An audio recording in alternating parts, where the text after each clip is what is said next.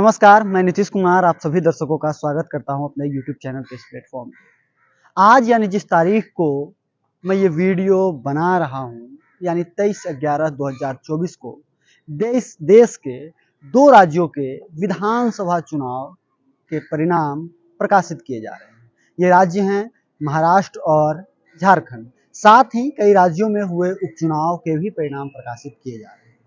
ऐसे में अगर आपसे कोई पूछे कि बताइए चुनाव का परिभाषा क्या है, तो आप इसे कैसे परिभाषित करेंगे?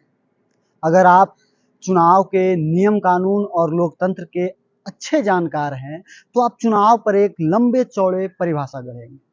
वहीं अगर जो आपने चुनाव को इलेक्शन कमीशन के पोस्टर और बैनरों से जाना है, तो आप चुनाव के बारे में ये कहेंगे कि यह लोकतंत्र का एक महापर्व है। इस परिभाषा के अगर हम और नज़दीक जाएं, तो ये कहें कि अगर आप भारत में रह रहे हैं और किसी चुनाव में दर्शक या कार्यकर्ता के रूप में सम्मिलित हुए हैं, रैलियों में गए हैं, भाषणों को सुनने गए हैं, वहाँ के कार्यविधि को देखे हैं, तो ये चुनाव एक पर्व है या महापर्व है वाली परिभाषा को आप कुछ ज़्यादा फील कर पाएंगे। अमूमन पर्व में होता क्या है? होता यह है कि हम अपनी संचित पूंजी यानी जो जमा करके रखे हैं उसको कुछ खर्च करते हैं। खर्च करने के साथ ही मन में यह विश्वास भी होता है कि पर्व बीतने पर फिर से ये धन इकट्ठा कर लिया जाएगा। ठीक इसी प्रकार से भारत के इस चुनावी महापर्व में भी धन व्यय का मामला कुछ ऐसा ही देखा जाता है। संविधान की किताबों और सरकारी इश्तिहारों में लिखित यह चुनावी महापर्व जब मैदान में उतरती है, तो ये लोकतंत्र को मजबूत करने उतरती है।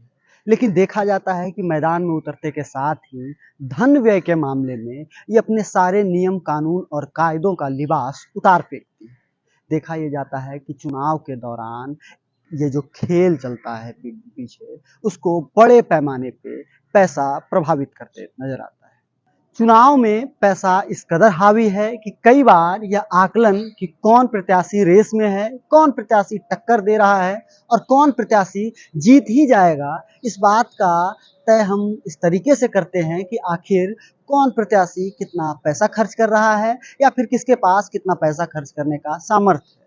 अगर जो आप चुनाव को सिर्फ पैसों के नजरिए से देख रहे हैं, तो इस बात को लेकर के आप ना तो डरे और ना ही खुश हो जाए। इस देश में चुनाव आयोग है, वो चुनाव आयोग इस देश में निष्पक्ष और निष्प्रभावी चुनाव करवाने का ऐलान करती है। अपने पास नियम कानून कायदों का एक लंबा चौड़ा फहरिस्त रखी हुई है, जिसके अंतर्गत सभी दल आते हैं।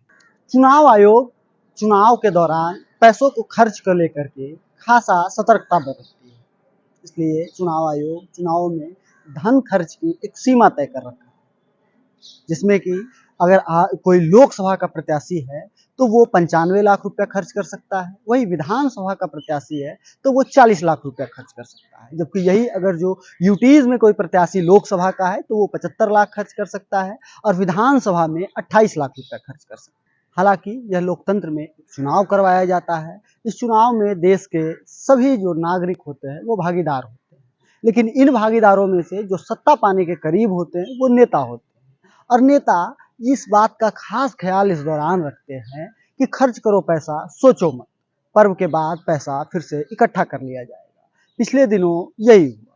पिछले दिनों महाराष्ट्र में चुनाव के दौरान पूरे राज्य में मॉडल कोड ऑफ कंडक्ट लगा हुआ था। इस दौरान उद्धव ठाकरे समेत कई विपक्षी नेताओं की गाड़ियों की तलाशी ली गई, जिसमें बाकायदा सबका लेखा जोखा है, किसको कितना पैसे देना है, किसके कहां से जाना है, सारे सबूत लेकर कार्रवाई तो होनी चाहिए। अन्यथा मुझे पूरा भरोसा है कि महाराष्ट्र अपनी ओर से जो कार्रवाई करनी है वो करेगा। बीजेपी की तरफ से टिप दी गई थी सर, नहीं सिर्फ ये शायद उनके बीच में गैंगवॉर हो सकता है बीजेपी ने अंतरूनी टिप दी होगी, या मिंडे गुट जो है, कल ऐसे किसी ने मुझे कहा कि नासिक में उनके लोग पकड़ी गए थे, भाग गए, ऐसे सुना था। मेरे पास कोई सबूत नहीं है। तलाशी इस वजह से ली गई कि कहीं कोई नेता अपने साथ पैसा तो नहीं ले जा रहा है। हालांकि इस तलाशी के बाद उद्धव ठाकरे ये कहते नजर आए कि ये तलाशी और ये कार्रवाई बीजेपी करवा रही है। अक्सर सत्ताधारियों पे ये आरोप लगता है कि वो अपने विपक्ष को चुनाव में कम प्रभावी करने के लिए उनकी जांच पड़ताल करवाती है। हालांकि ये सामान्य, जिसमें कि कहीं कोई कैश बरामद नहीं। वहीं महाराष्ट्र के ही नासिक में 2.5 करोड़ कैश भी बरामद हुआ। लेकिन इन सबसे इतर एक जो बड़ा बवाल महाराष्ट्र के चुनाव में पैसों को लेकर के मचा, वो ये मचा कि महाराष्ट्र के नालासोपारा विधानसभा के एक होटल में भारतीय जनता पार्टी के महासचिव विनोद तावड़े करीब 9.5 करोड़ कैश के साथ मौजूद हैं और पैसा बांट रहे हैं। हालांकि तावड़े अपने ऊपर लगे इस आरोप के जवाब में ये कहते नजर आए कि वो यहाँ पे अपने कार्यकर्ताओं के साथ चाय पीने गए थे, उनके पास कोई कैश नहीं है और न ही वो पैसा बांट रहे थे। जबकि नालासोपारा विधानसभा की इस होटल में किसी दूसरे कमरे से करीबन 9 लाख रुपया बरामद हुआ, साथ में 500 लिफाफे भी पाए गए।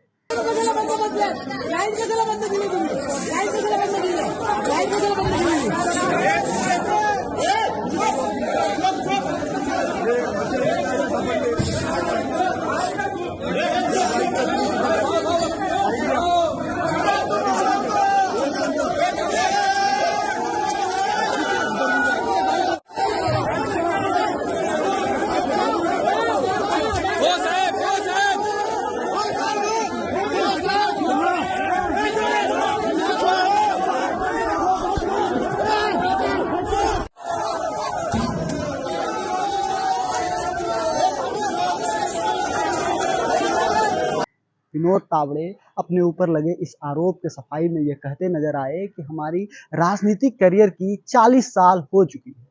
अब तक इतने लंबे करियर में हमने आज तक कोई भी ऐसा अनैतिक काम नहीं किया जिससे कि लोकतंत्र की ये चुनावी प्रणाली प्रभावित।